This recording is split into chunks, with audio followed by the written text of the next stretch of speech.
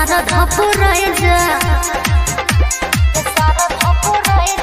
प्रेम से बोला विश्वकर्मा भगवान की। कोठियों से आई जा जो होता से बखरा के सारा धपुराई जा धीरे न लगाए जा कोठियों से आई जा कोठियों से आई जा।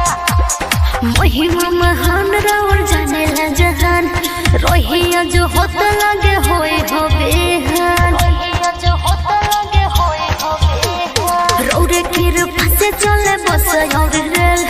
कहे के लगले माने बाबा बोले हैं देरी न लगाए जा होठियों से आई जा जो होता से बखा के सारा धपुराई जा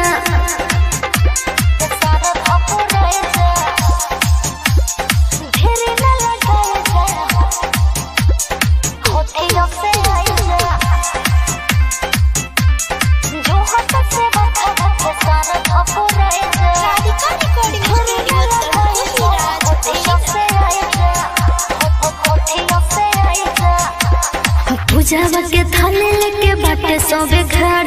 राजू सिंह सोबेता कोरल इंतजार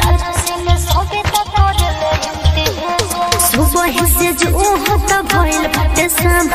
सभे लोग जपतावे रौरे हो ना धीरे न लगाए जा होठियों से आई जा